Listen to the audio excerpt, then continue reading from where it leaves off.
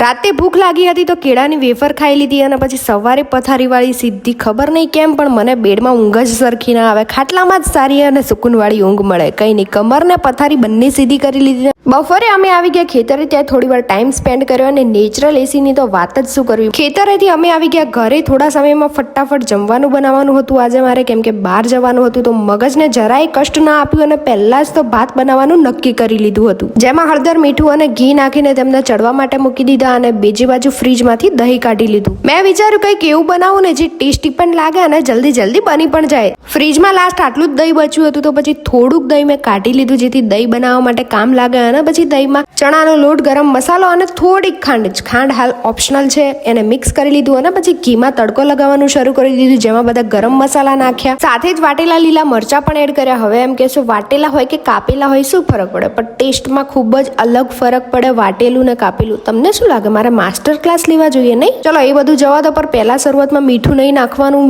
એક ઉકાળો આવ્યા પછી મીઠું એડ કરવાનું, નહીતર આપણી વ્હાઈટ કઢી છે જેને સુરતી કઢી કહેવાય એ ફાટી જશે. નોર્મલ કઢી પણ ફાટી જાય જો આપણે પહેલાથી જ મીઠું નાખી દઈએ. ચલો હવે હું જઉં ફટાફટ તૈયાર થવા. હું તમને કાલે નવા બ્લોગ સાથે મળું.